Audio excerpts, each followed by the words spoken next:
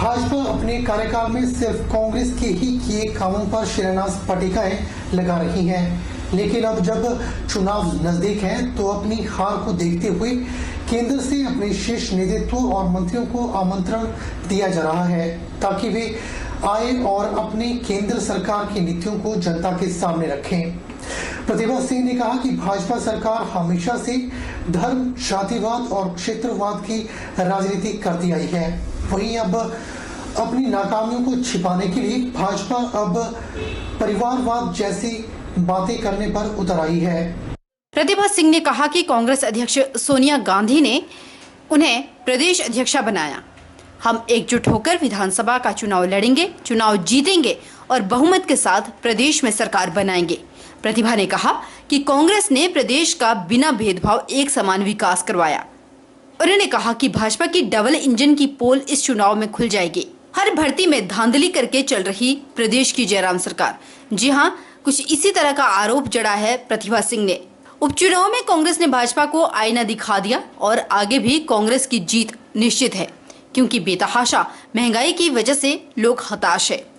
उन्होंने पुलिस भर्ती मामले में सीबीआई जांच की मांग की। प्रतिभा सिंह ने कहा कि 4.5 साल में प्रदेश सरकार ने पूर्व मुख्यमंत्री वीरभद्र सिंह के समय शुरू हुए विकास कार्यों के महज रिबन ही काटे हैं।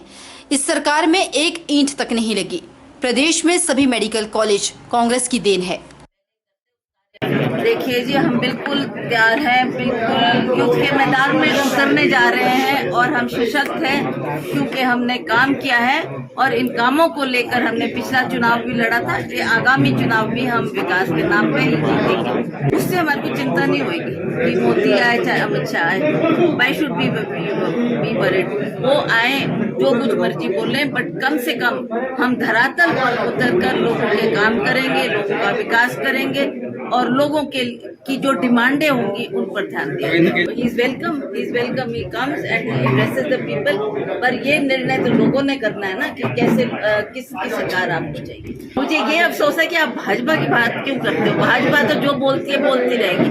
We have to see our own agenda, है ना।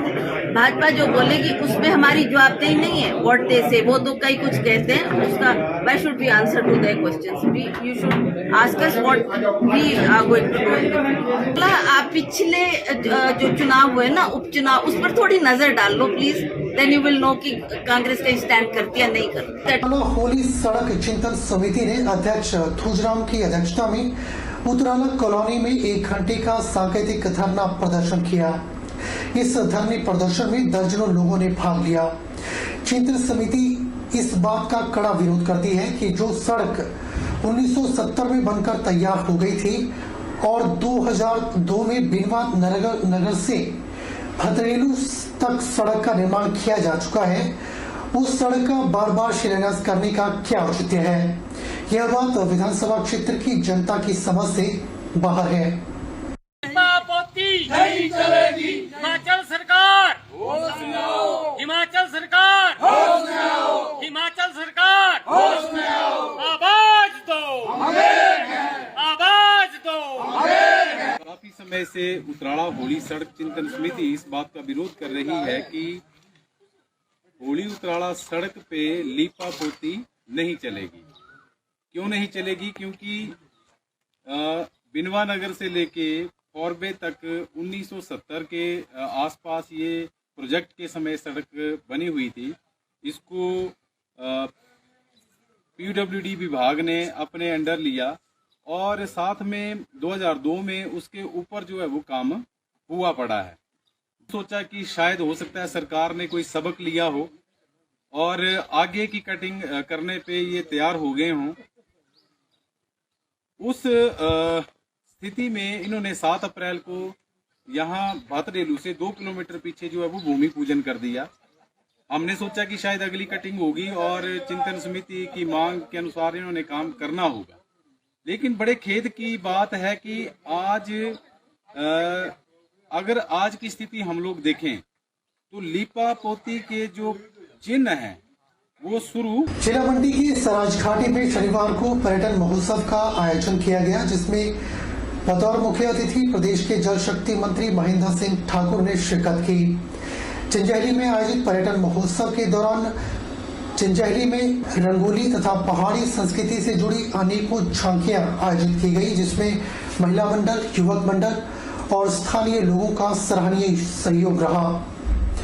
प्रदेश के जल शक्ति मंत्री महेंद्र सिंह ठाकुर ने कहा कि जंजैहली में जो उद्यान विभाग की भूमि है वहां सीए स्टोर स्थापित किया जाएगा। आज हमने कहा है कि जो सामने हॉर्टिकल्चर डिपार्टमेंट की जगह है, यहाँ पर सीए स्टोर हम उपराएंगे, ताकि यहाँ जो हमारा सेब पैदा होता है, जब सेब के दाम मंडियों में अच्छे ना हो, और वैसे भी यहाँ का सेब जो है वो सीए स्टोर में रखने के काबिल होता है, तो उसको सीए स्टोर में उसका भंडारण करेंगे, और भंडारण करने के उपरांत फिर उस सेब को जब गर्मी शुरू होगी, अप्रैल मई का महीना होगा, उस वक्त यहाँ से सेब को निकाल कर देते हैं देश की मंडियों में पहुंचाएंगे, ताकि अच्छे दाम जो है हमारे बागवान भाई बहनों को यहाँ पर मिल सके।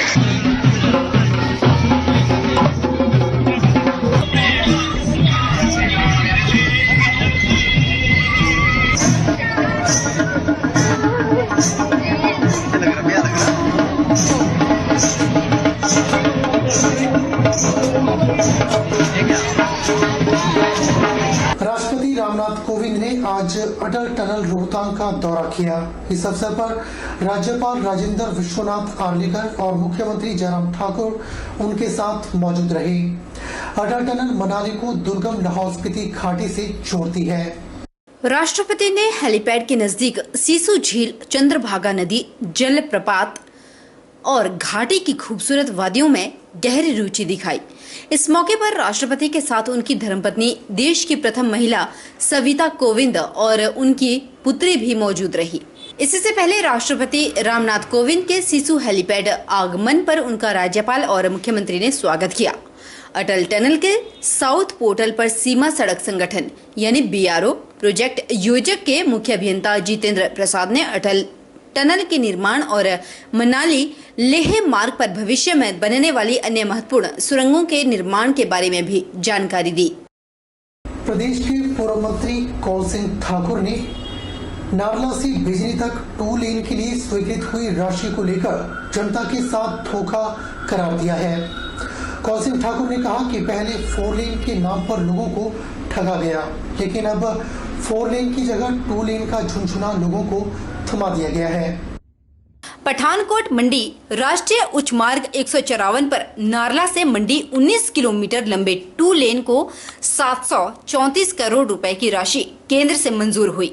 इसकी पुष्टि खुद मुख्यमंत्री जयराम ठाकुर ने की।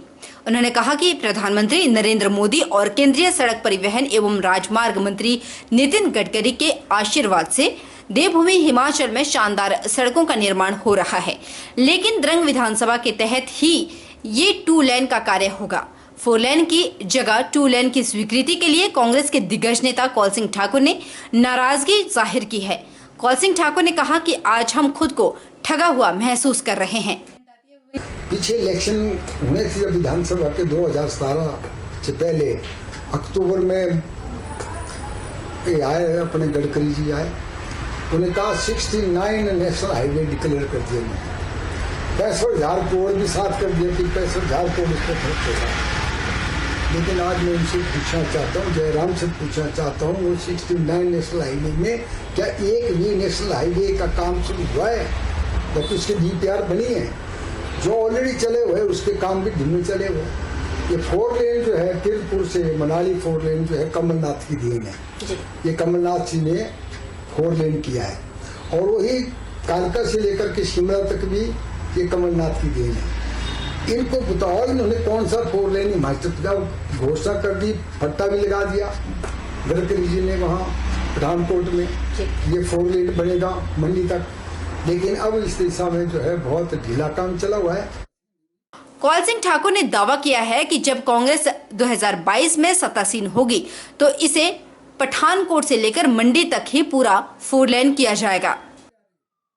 और जो ये कह दिया तो बहुत ही दुर्भाग्यपूर्ण बात है कि भाई ये अब 2 लेन ही बनेगा।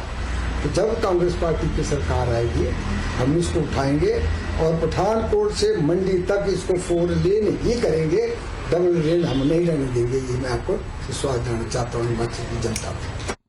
बता दें कि काफी समय से मंडी पठानकोट 4 लेन के नाम पर चर्चा होती रही है और दोनों ही पार्टियों ने मंडी पठानकोट 4 लेन के नाम पर रोटियां सेकी। लेकिन अब केंद्रीय मंत्री नितिन गडकरी ने नारला से लेकर बिजनी तक 5वें प्रोजेक्ट के लिए 2 लेन के लिए ही 734 करोड़ की धनराशि स्वीकृत की, जिसकी वजह से यही साबित होता है कि अब सरकार ने 2 लेन बनाने की मंशा पहले से ही तय कर रखी थी। खैर, 2 लेन के लिए पैसा आ चुका है, काम कब शुरू होता भी है या फिर इस पर भी इलेक्शन में रोटियां सेकी जाएंगी, देखना बाकी होगा। बुलेटिन में फिलहाल वक्त हो चला एक छोटे से ब्रेक का। ब्रेक के बाद तुरंत हाजिर होते हैं।